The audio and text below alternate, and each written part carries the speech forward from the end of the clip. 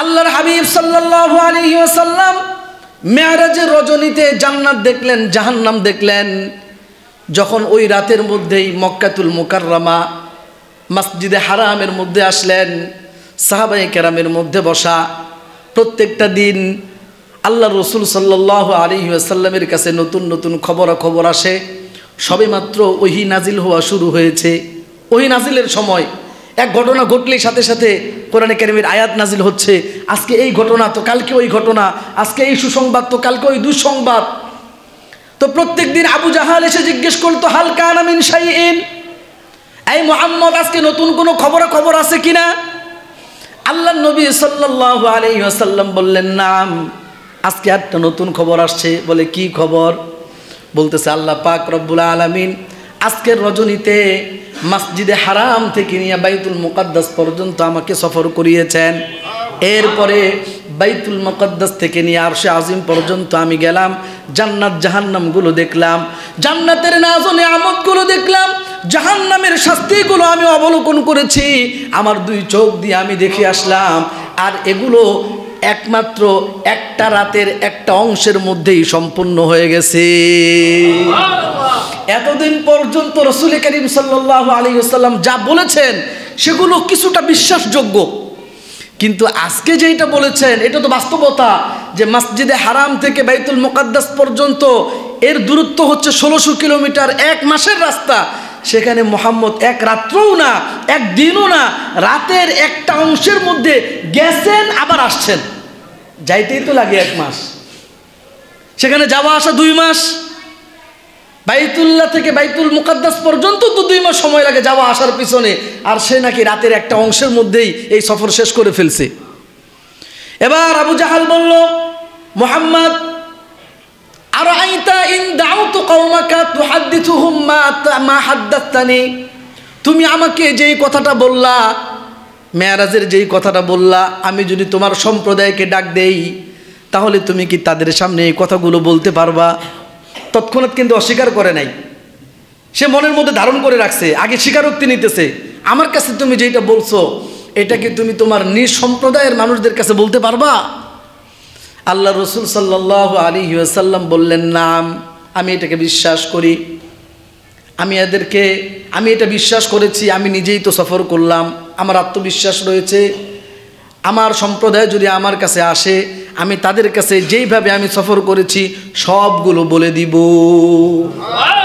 এবার সে কুরাইশদেরকে ডাকলো, ইয়া মাশারা বানি কাব ইবনে লুয়াই, এই কাব ইবনে লুয়াইয়ের সন্তানেরা সবাই চলে আসো।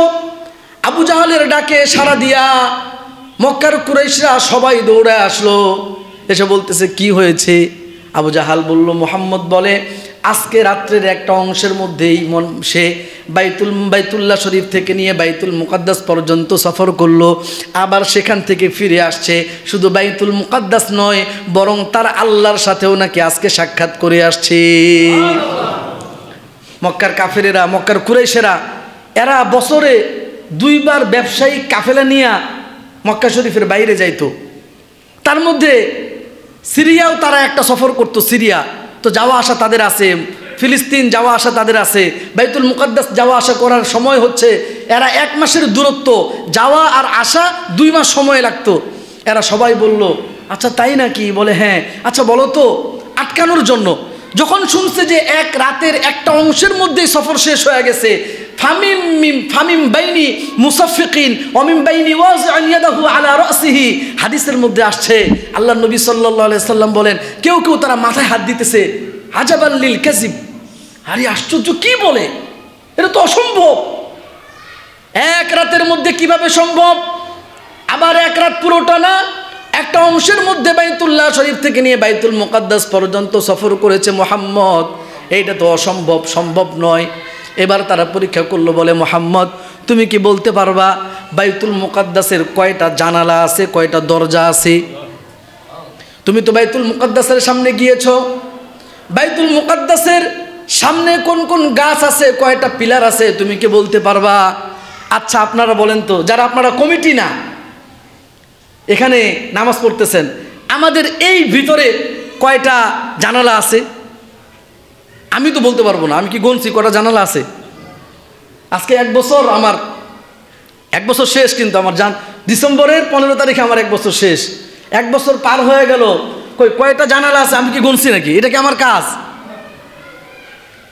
এরপরে কয়টা পিলার আছে, কয়টা দরজা আছে? আল্লাহ রসুল সাল্লাল্লাহু আলাইহি ওয়াসাল্লামকে ঠেকাবার জন্য, আটকাবার জন্য তারা প্রশ্ন করলো, কিন্তু যেহেতু রসুল্লাহ দাবি করেছেন তিনি বাইতুল মুকাদ্দাস গিয়েছেন, তাদের প্রত্যেকটা প্রশ্নের জবাব আল্লাহ রসুল দিতেছেন। দিতে দিতে সবগুলো জবাব দিয়ে দিলেন, কিন্তু 2-1টা প্রশ্নের মধ্যে রসুল্লাহ আটকে গেলেন, কিছু বলতে পারতেছেন না, পেরেশান হয়ে গেছেন। আল্লাহ নবী সাল্লাল্লাহু আলাইহি ওয়াসাল্লামের চেহারা মুবারক থেকে, কপাল থেকে ঘাম ঝরতেছে, পেরেশান। মক্কার কাফেরেরা বলল, কয়টা জানালা রয়েছে, কয়টা দরজা রয়েছে? জানালা দরজার হিসাব যদি না দিতে পারো তাহলে তোমার সফর মিথ্যা, তুমি যে ঘোষণা করেছো এই ঘোষণাটা মিথ্যা। আল্লাহ রসুল সাল্লাল্লাহু আলাইহি ওয়াসাল্লাম বলেন, কুমতু ফিল হিজরি, বাইতুল্লাহ শরীফের খানায় কাবার একটা অংশের নাম হলো হিজর, ওই হাতেমে কাবা, যেখানে বাইতুল্লাহর ঘর নাই, একটু বারান্দার মতো আছে। আল্লাহ রসুল সাল্লাল্লাহু আলাইহি ওয়াসাল্লাম ওখানে দাঁড়ায় রইলেন, পেরেশান। এমন সময়ে আমার আল্লাহ বললেন, নবী আপনি পেরেশান হবেন না, আপনার পেরেশান হওয়ার কোনো কারণ নাই। জিবরিল আমিনকে বললেন, জিবরিল বাইতুল মুকাদ্দাস পুরোটা আমার রসুলের সামনে তুলে ধরো। আল্লাহর হাবিব বলতেছেন, হাত্তা তাফিকতু উখবিরুহুম, হাত্তা তাফিকতু উখবিরুহুম ওয়া আনা আনজুরু ইলাইহি।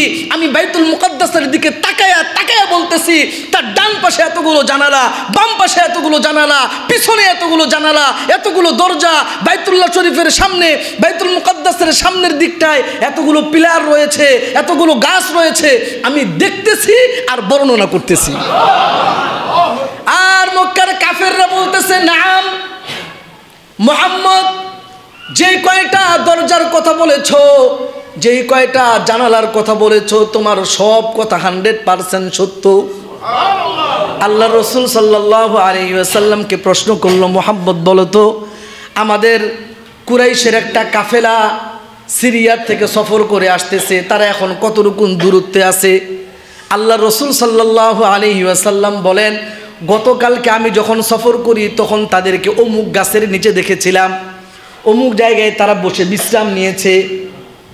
এবার ওই কাফেলা যখন ফিরে আসলো, এক সপ্তাহ পরে ফিরে এসেছে, কাফেলাকে জিজ্ঞেস করলো, তোমরা 1 সপ্তাহ আগে অমুক জায়গায় ছিলা, এমন গাছের নিচে ছিলা, বিশ্রাম নিয়েছো? বলে হ্যাঁ বিশ্রাম নিয়েছি। এইবার আবু জাহাল দেখলো উপস্থিত সব জনতা, এরা সব বিশ্বাস করে নিছে, মুহাম্মদ সাল্লাল্লাহু আলাইহি সাল্লামের কথা বিশ্বাস করে নিছে। এরা অনেকে মুসলমানও হয়ে গেল, আবার অনেকে ইমানটাকে গোপন রাখছে, কারণ আবু জাহাল, উতবা, সাইবা এরা তো জুলুম নির্যাতন করবে। এইদিকে দৌড়ে গেছে আবু বকর সিদ্দিক রাদিয়াল্লাহু আনহুর কাছে। আবু বকর সিদ্দিক রাদিয়াল্লাহু আনহুকে বলল, আবু বকর তোমার সঙ্গী এই খবর দেয়, তুমি কি বিশ্বাস করো? হযরত আবু বকর বললেন, ইন কানা ক্বালাহু ফাসাদাকা, যদি মুহাম্মদ সাল্লাল্লাহু আলাইহি ওয়াসাল্লাম এমনটা বলে থাকেন তাহলে তিনি সত্যই বলেছেন। ওয়া ইন্না লানুসাদ্দিকুহু ফিমা হুয়া আবাদু মিন হাদা। আরে উনি তো এখান থেকে নিয়ে 1 মাসের দূরত্ব বাইতুল মুকাদ্দাসের সংবাদ দিয়েছেন, 1600 কিলোমিটার রাস্তার সংবাদ দিয়েছেন। আমরা তো এর থেকেও আরও দূরত্বের বিষয়, আসমান এবং জমিনের নিচের বিষয়গুলোর ক্ষেত্রেও মুহাম্মদের খবরগুলোকে সত্যায়ন করি। আমরা বলেছিলাম এরপরের থেকে হযরত আবু বকর সিদ্দিক রাদিয়াল্লাহু তাআলা আনহু, তাকে বলা হয় সিদ্দিক আকবর।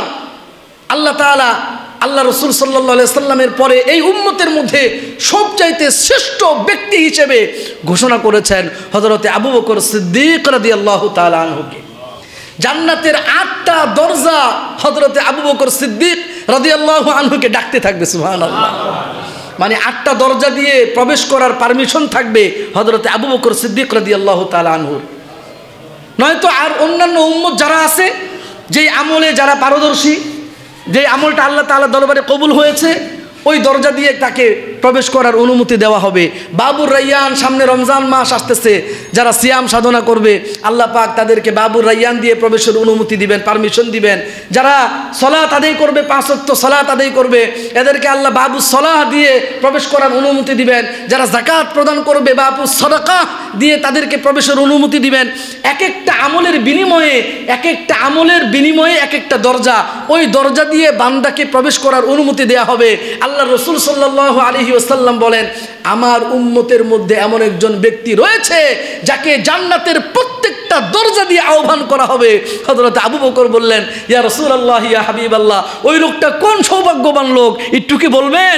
আল্লাহ রাসূল বলতেছেন, আবু বকর, আরজু হুয়া হুয়া আনতা, আমি তো বিশ্বাস করি, আমি আশাবাদী যে যেই লোকটাকে জান্নাতের 8টা দরজা দিয়ে ডাকা হবে ওই লোকটা হচ্ছে তুমি।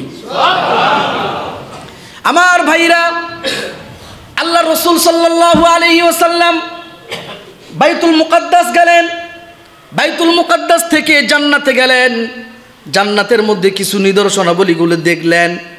আল্লাহ তাআলা মেরাজের রজনীতে রাসূল সাল্লাল্লাহু আলাইহি ওয়াসাল্লামকে হুর দেখাইছেন, হুর, জান্নাতি রমণী। আল্লাহ তাআলা কোরআনে কারিমে বলেছেন, ওয়া হুরুন নাঈন, ওয়া হুরুন নাঈন, সুবহানাল্লাহ। আল্লাহ তাআলা হযরতে জিবরিল আমিনের মাধ্যমে, জিবরিল আমিন রাসূলুল্লাহকে নিয়ে চলতেছেন। আর জিবরিল আমিন বললেন, ইয়া রাসূলুল্লাহ, আপনি কি আল্লাহ তাআলার কাছে কোনোদিন দোয়া করবেন না? হুরুল আইন, জান্নাতি হুরদেরকে দেখবার কি আপনার মনে চায় না? আল্লাহ রাসূল বললেন, অবশ্যই মনে চায়। এবার হযরত জিবরিল আমিন বললেন, ইয়া রাসূলুল্লাহ, ইয়া হাবিবাল্লাহ, ওই দিকটায় যান, দেখবেন পাথরের পাশে অনেকগুলো রমণী বসা। আল্লাহ রাসূল সাল্লাল্লাহু আলাইহি ওয়াসাল্লাম দেখলেন বিশাল বড় একটা পাথর, ওই পাথরের বাম পাশ দিয়া কিছু রমণী বসে আছে। আল্লাহ রাসূল সাল্লাল্লাহু আলাইহি ওয়াসাল্লাম বলেন, ফাআতাইতুহুন্না ফাসাল্লামতু আলাইহিন্না, আমি তাদের কাছে গেলাম এবং তাদেরকে সালাম প্রদান করলাম। ফারাদাদনা আলাইয়া সালামা, তারা আমার সালামের জবাব দিল। এরপরে আমি রাসূল বললাম, মান আনতুন্না, এই রমণীরা তোমরা কারা? জান্নাতের মধ্যে কি কোনো পর্দা আছে? বলেন, পর্দা আছে? না, পর্দা নাই। ওই হুররা আল্লাহ তাআলা আপনার জন্য ব্যবস্থা করে দিয়েছেন। আপনি দুনিয়ার মধ্যে হাজারো রমণী 500 টাকা দিয়ে কিনতে পাওয়া যায়, এই রমণীদের থেকে আপনি দৃষ্টি ফিরিয়েছেন, কষ্ট লাগে কি লাগে না? রাস্তা দিয়ে আপনি হাঁটেন, সুন্দরী সুন্দরী মহিলারা সাজ্জা গুজ্জা যায়, আপনি ওই জান্নাতি রমণীদের আশায় চোখটাকে ফিরিয়ে নিলেন। আমার আল্লাহ বলেন, বান্দা তুমি যতবার চোখ ফিরাইবা আমি আল্লাহ তাআলা জান্নাতি রমণীদের স্বাদ তোমাকে ততবার দিব। এটার বিনিময় কোথায়? আপনি না দেখে বিশ্বাস করেছেন। আল্লাহ তাআলার জন্য এটা অসম্ভবের কিছুই না। কথা বলেন ঠিক কিনা? অনেকে বলে যে মুসলিম যুবকদেরকে জান্নাত এবং জান্নাতের হুর গিলমানদের স্বপ্ন দেখানো হয়। অবশ্যই দেখানো হয়, আমি তো স্বপ্ন দেখি। আপনি স্বপ্ন দেখেন না? স্বপ্ন তো দেখতেই হবে, এটা লজ্জার কি হলো? আল্লাহ তাআলা তো প্রত্যেকটা পুরুষের অন্তরে রমণীদের প্রতি আকর্ষণ দিয়েছেন। কেউ যদি বলে না না আমার অন্তরের মধ্যে রমণীদের প্রতি কোনো আকর্ষণ নাই, তাহলে দুইটার একটা, হয়তো হয় কোনো ফেরেশতা আর না হলে ইবলিশ, অথবা আমি বলি হয় হলো হিজলা। কথা বলছো না? হলো কাপুরুষ। মেয়েদেরকে দেখার পরে, মেয়েদের কথা শোনার পরেও যদি তার অন্তরের মধ্যে মেয়েদের প্রতি আকর্ষণ তৈরি না হয়, তাহলে সমস্যা আছে, আর হসপিটালে যাওয়া দরকার। আপনার যত আকর্ষণ রয়েছে, আপনি যত নিজের অন্তরটাকে ফিরাবেন, অতই আল্লাহ তাআলার কাছে আপনার মর্যাদা বাড়তে থাকবে। আপনার মর্যাদা বাড়ার জন্যই আপনার অন্তরের মধ্যে আল্লাহ তাআলা ওই আকর্ষণ সৃষ্টি করে দিয়েছেন। ওই আকর্ষণ যদি না থাকতো, আপনার বিবিরে, আপনার মেয়েরে আপনি পালতেন না। বাচ্চাদের প্রতি আল্লাহ তাআলা যে আকর্ষণ দিয়েছেন, এটা মায়া মোহাব্বতের আকর্ষণ। বিবির প্রতি যে আকর্ষণ দিয়েছেন, এটা হলো যৌনতার আকর্ষণ। এই আকর্ষণ না থাকলে বিবিরে কে পালতো? খরচ আর খরচ। কিন্তু আল্লাহ তাআলা বলেন, তোমার আকর্ষণ থাকা সত্ত্বেও তুমি যে খরচ করতেছো বিবির প্রতি, এই প্রত্যেকটা টাকার বিনিময়ে আমি আল্লাহ তাআলা সদকার সওয়াব দান করব। আমার রাসূল সাল্লাল্লাহু আলাইহি ওয়াসাল্লাম গেলেন সেই পাথরের পাশে, পাথরের বাম পাশে গেলেন। আল্লাহ রাসূল বললেন, ফাআতাইতুহুন্না, আমি তাদের পাশে গেলাম। ফাসাল্লামতু আলাইহিন্না, তাদেরকে সালাম দিলাম।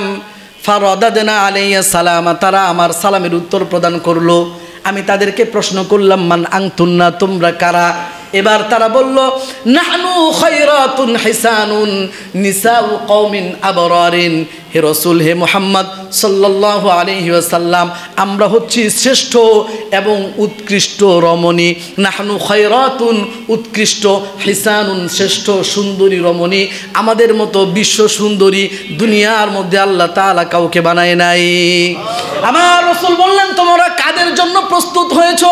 এবার তারা বলল, ইয়া রাসূলুল্লাহ, ইয়া হাবিবাল্লাহ, নাহনু নিসাউ কওমিন আবরারিন।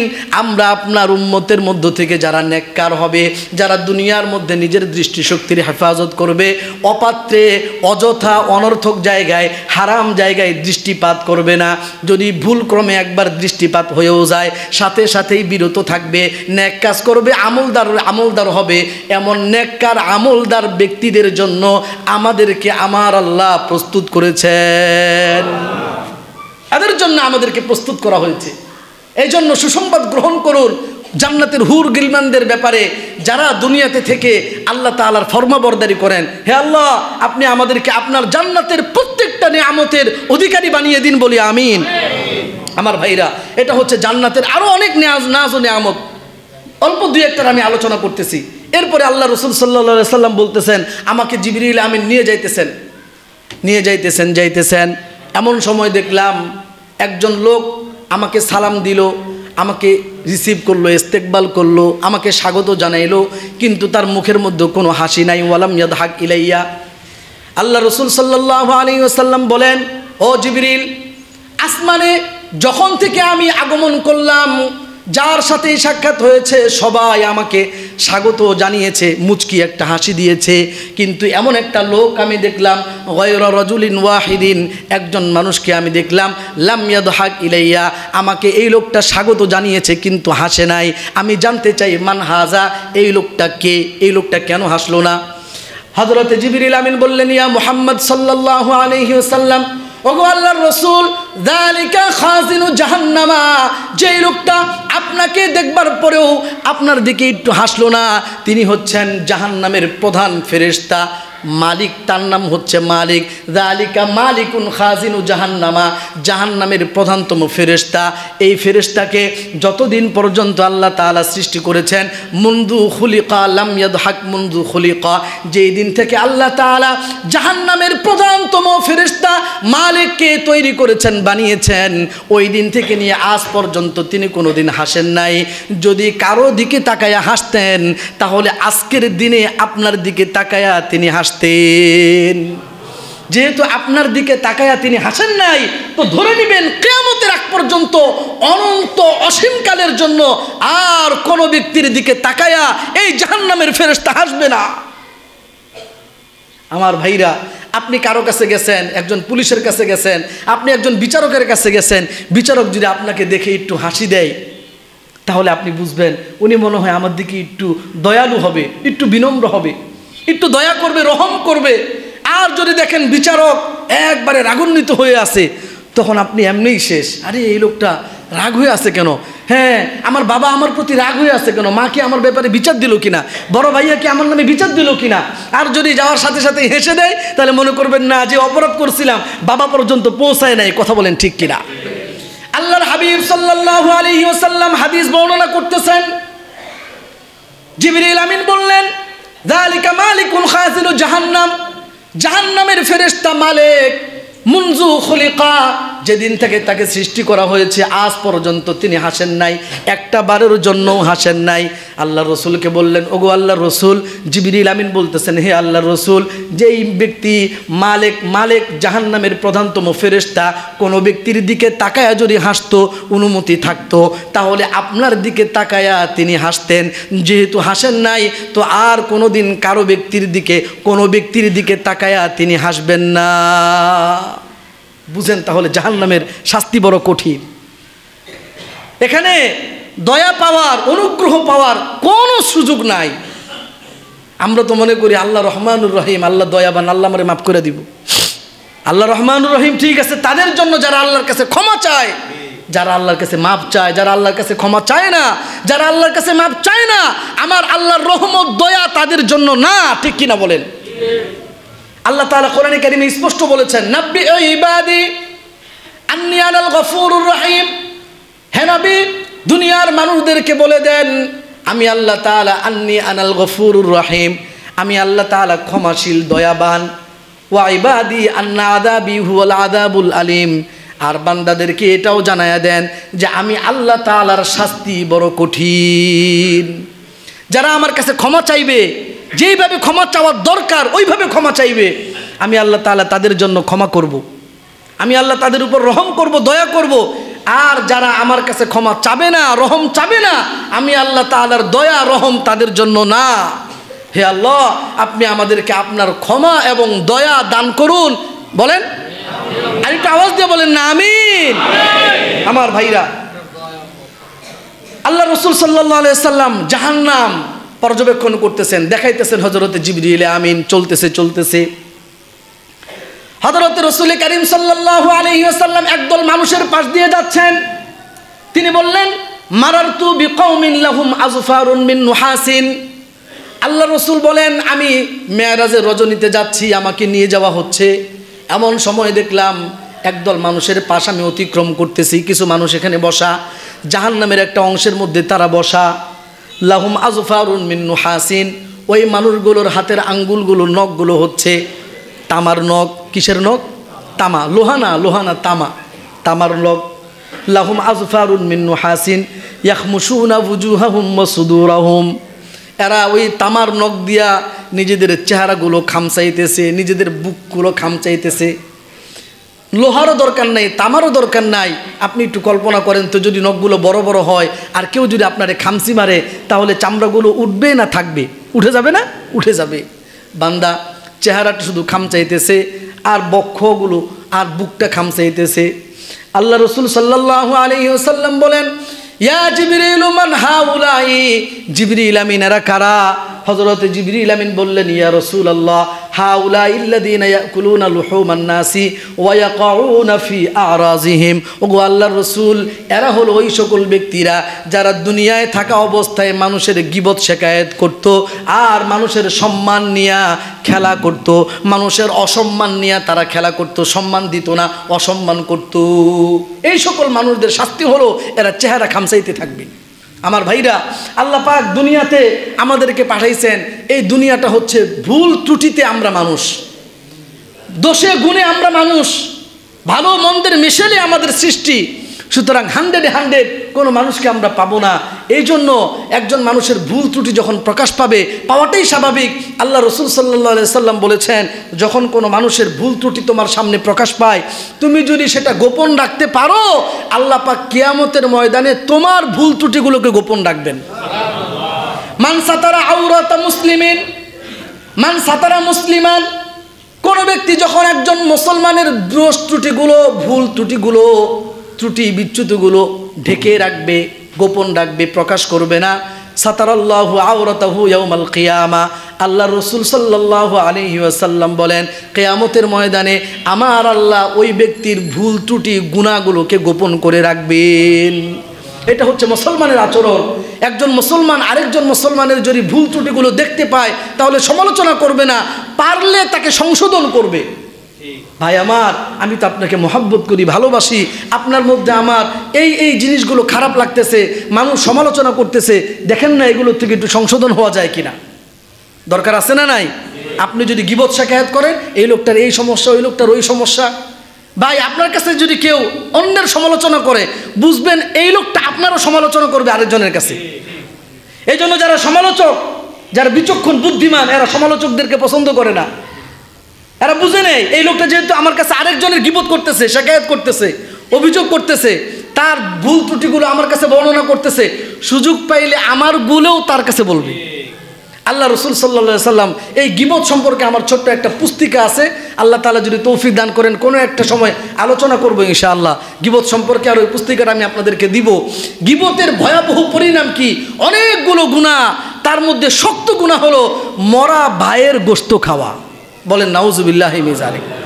আল্লাহর হাবিব সাল্লাল্লাহু আলাইহি ওয়াসাল্লাম বলেন, আমি আবার যাচ্ছিলাম, এমন সময় দেখলাম কিছু মানুষ তাদের পেটটা বুয়ুতুহুম কাল বুতুনুহুম কাল বুয়ুতি ফিহাল হায়াতু তুরা মিন খারিজ বুতুনিহিম।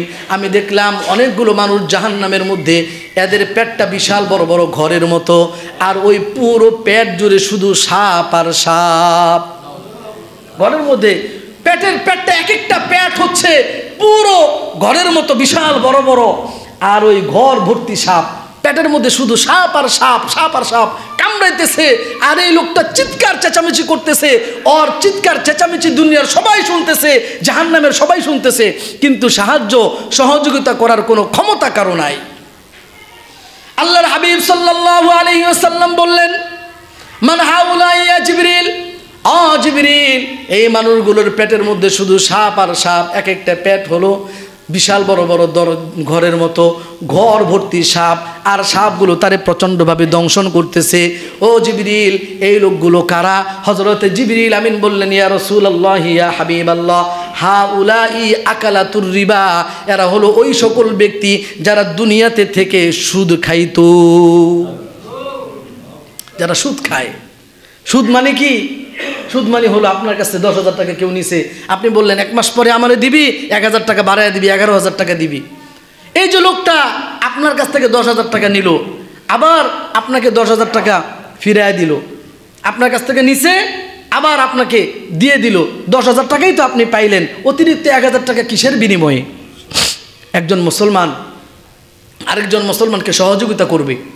আল্লাহ রসুল সাল্লাল্লাহু আলাইহি ওয়াসাল্লাম বলেছেন, তোমরা আরেকজনকে কর্জে হাসানা দাও। যদি কর্জে হাসানা দিতে পারো, তাহলে কেমন জানি তুমি আল্লাহকেই কর্জে হাসানা দিয়েছো। এটা তো মুসলমানই তো, ইমানের তাকাজা। আল্লাহ পাক আপনাকে ধনী বানিয়েছেন, আল্লাহ পাক আপনাকে টাকাওয়ালা বানিয়েছেন। আপনার দুয়ারে এসে একজন হাত পাতলো, আপনার সামর্থ্য আছে, আপনি তাকে দান করবেন না, দান করতে না পারেন, আপনি তাকে হাওলাত দিবেন, ঋণ দিবেন। এই যে হাওলাত দিলেন, কর্জে হাসানা বলা হয় এটাকে, কর্জে হাসানা। আল্লাহ রসুল সাল্লাল্লাহু আলাইহি ওয়াসাল্লাম বলেন, যদি সময় মতো ব্যক্তিটা না দিতে পারে, ওই দেনাদার যদি সময় মতো তোমার পাওনা পরিশোধ করতে না পারে, আর যদি তুমি সুযোগ দাও, কিয়ামতের ময়দানে আমার আল্লাহ তোমাকে সুযোগ দিবেন। আল্লাহ আপনাকে সুযোগ দিবেন। এই জন্য যারা এই সুদ খায়, এখন তো ব্যবসা হয়ে গেছে, সুদ এটা যে গুনাহ জানেই না। কথা বলেন ঠিক কিনা? নামাজ পড়ে, রোজা রাখে, এই খেদমত ওই খেদমত। ভাই আমার, দিনের খাদেম হওয়া আর দিনদার হওয়া এক না। দিনের খাদেম হওয়া আর দিনদার হওয়া এক না। আপনি খেদমত করতে পারেন, ভালো কথা, কিন্তু দিনদার হইতে হবে। আপনি দিনের খাদেম, পাশাপাশি দিনদারও হইতে হবে। দিনদার না হয়ে দিনের খেদমত করতে থাকলাম, এই খেদমত আমার কোনো উপকারে আসবে না। আমার খেদমত তখন উপকারে আসবে যখন আমি খাদেম হওয়ার পাশাপাশি আমি আবেদও হব, দিনদারও হব। কথা বলেন ঠিক কিনা? শুধু নামাজিওয়ালাদের জন্য আপনি পানির ব্যবস্থা করে দিলেন, জায়নামাজের ব্যবস্থা করলেন, ফ্যানের ব্যবস্থা করলেন, কিন্তু নিজে নামাজ পড়লেন না, তাহলে দিনের খেদমতকারী আপনি। দিনের খেদমতকারী কিন্তু আবু জাহালও ছিল। ছিল কি ছিল না বলেন? তারা কি বাইতুল্লাহ শরীফ বানায় নাই? মক্কার কাফেরেরা কি হাজিদেরকে পানি পান করাইতো না? হাজিদের মেহমানদারি করাইতো না? সব কিছু করাইতো, কিন্তু খেদমত করার পরেও তারা জান্নাতে কোনো কিছু পাবে না। এর কারণ হচ্ছে তারা দিনদার ছিল না। এই জন্য আমার ভাইরা, আমরা যারা দিনের খেদমত করতেছি, আমাদের দিনদার হওয়ার দরকার আছে না নাই? আল্লাহ তাআলা আমাদেরকে বুঝার ও আমল করার তৌফিক দান করেন। আমার ভাইরা, এরপরে আল্লাহ রসুল সাল্লাল্লাহু আলাইহি ওয়াসাল্লাম এমন একজন ব্যক্তির পাশ দিয়ে যাইতেছে, কিছু মানুষদের পাশ দিয়ে যাইতেছে। এই কথাগুলো বলতে আমার কাছে যখন আমি লিখছি তখনও ভয় লাগছে, এখন বলতেছি, বলার সময়ও বড় ভয়। আল্লাহ রসুল সাল্লাল্লাহু আলাইহি ওয়াসাল্লাম বলেন, আমি এমন একটা সম্প্রদায়ের পাশ দিয়ে গেলাম, তুকরাজু শিফাহুহুম বিমাকারিজা মিন নারিন। আমি দেখলাম, আল্লাহু আকবার, কিছু মানুষ তাদের শিফাহুহুম তাদের ঠোঁটগুলো আগুনের জাহান্নামের কেচি দ্বারা কাটা হইতেছে, জাহান্নামের কেচি দ্বারা কাটতেছে। একটু কল্পনা করেন তো, কেচি দিয়ে যদি আপনার ঠোঁটগুলো কাটা হয়, আপনার কাছে ব্যথা লাগবে কি লাগবে না? আবার ওটা যদি জাহান্নামের আগুনের কেচি হয়, বিমাকারিজা মিন নারিন, জাহান্নামের কেচি দিয়ে তাদের ঠোঁটগুলো কাটা হচ্ছে। আল্লাহর হাবিব সাল্লাল্লাহু আলাইহি ওয়াসাল্লাম বললেন, মান হাউলা ইয়া জিবরিল, ও জিবরিল, এরা কারা? এদের ঠোঁটগুলো কেচি দিয়ে কাটা হচ্ছে। আবার কেচিটা জ্যানত্যান কোনো কেচি না, এই কেচিটা হলো জাহান্নামের আগুনের কেচি। আল্লাহ রসুল সাল্লাল্লাহু আলাইহি ওয়াসাল্লামকে জিবরিল আমিন বললেন, ইয়া রাসূলুল্লাহ, ইয়া হাবিবাল্লাহ, হাউলাই খুতাবা উম্মতিকা, এরা হচ্ছে আপনার উম্মতের বক্তা, ওয়াইস, যারা বয়ানী বক্তা। ইয়ামুরুনা বিল মারুফ ওয়া ইয়ানসাউনা আনফুসাহুম, এরা মানুষদেরকে ভালো কথা বলে, ভালো কাজের কথা বলে, নামাজের কথা বলে, পর্দার কথা বলে, দাড়ির কথা বলে, কিন্তু এরা গুনাহ ছাড়ে না, এরা নামাজ পড়ে না, এরা রোজা রাখে না। ওয়া ইয়ানসাউনা আনফুসাহুম, এরা মানুষদেরকে বলে কিন্তু নিজেদেরকে ভুলে গেছে। ওয়া হুম ইয়াতলুনাল কিতাবা ফালা ইয়াকিলুন, এরা কোরআন পড়ে কিন্তু বুঝে না, আমল করে না। আমার ভাইরা, বর্তমানে বক্তার 6 লাভ, কথা বলেন ঠিক কিনা? বক্তার অভাব নাই কিন্তু আমল নাই। যেই পরিমাণ ওয়াজ আমাদের দেশে হয়, প্রত্যেকটা ওয়াজে যদি একজন মানুষ হেদায়েত পাইতো তাহলে বাংলাদেশের সব মানুষ এতদিন হেদায়েত পেয়ে যেত। কিন্তু বক্তা নিজেও আমল করে না, বয়ান করতে যায়, নামাজের খবর নাই। আল্লাহ, আমি তো আপনাদের সামনে কিছু বলি, বিভিন্ন জায়গায় মাঝে মধ্যে যাইতে হয়, যাই। যখন লিখতেছিলাম, যখন বলতেছি, ভাই আল্লাহ তাআলা যেন আমাকে, আমাদের সবাইকে এই জাহান্নামের আগুন থেকে বাঁচার তৌফিক দান করেন। আল্লাহ রসুল সাল্লাল্লাহু আলাইহি ওয়াসাল্লামকে বলতেছেন, হাউলাই খুতাবা উম্মতিকুম, ইয়া রাসূলুল্লাহ, এরা হচ্ছে আপনার উম্মতের যারা খতিব, খতিবুনের বহুবচন হচ্ছে খুতাবা, খুতাবা উম্মতিকা মিন আহলিদ দুনিয়া, এরা হলো দুনিয়াদার বক্তা, এরা ওয়াজ করে, টাকা ছাড়া ওয়াজ করতে পারে না। আমাদের সমাজে এখন টাকা ছাড়া কোনো ওয়াজ নাই, আছে বলেন? আর আমরাও এমন যে দূর থেকে হায়ার কইরা যদি বক্তা না আনি, আমাদের মসজিদের ইমাম সাহেব কই, ইমাম সাহেবের আসরের পরে দাও, বয়ান আসরের পরে দাও, ভাই চলেন না বয়ানে যাই, ওখানে তো ওয়াজ হইতেছে। কয় না না, এখন না, জামু হলে 10টার পরে। কেন? 10টার পরে প্রধান বক্তা আসবে, 6 ইঞ্চি বক্তা, 24 ইঞ্চি, 36 ইঞ্চি বক্তা, শিশু বক্তা। এরা বলে শিশু বক্তা, এটা কি বাইসালি? এগুলো কি বিনোদন? এগুলো কি কৌতুক, ঠাট্টা বিদ্রুপ ইসলামের সাথে? একটা কথা বলতে 100 বার আমাদেরকে হিসাব করতে হয়। যা মনে চাইতেছে আপনি তা বলে ফেলতেছেন। এই যে সাহস আপনাকে কে দিল? এক একজন বক্তা ইসলামের মুখপাত্র। আপনার মাধ্যমে ইসলামের সম্মান যেমন হইতে পারে, আপনার মাধ্যমে ইসলামের অসম্মানও হইতে পারে। আমরা যদি সচেতন হই, আমরা এখন দেখে হলো কণ্ঠ, কে জোরে জোরে টান দিতে পারবো, কি বানায় বললো, কোরআন হাদিসের কথা বললো না কি বললো, এগুলো দেখার দরকার নাই। আমরাও সুরের পিছনে দৌড়াইতেছি। এখন ওয়াজ মাহফিল এক একটা মনে করেন ব্যবসার কেন্দ্র হয়ে গেছে। আবার এর বিপরীতও আছে, এমন ওয়াজ মাহফিল আছে খরচে উঠে না, ওই যে বাজারি বক্তাদের কারণে।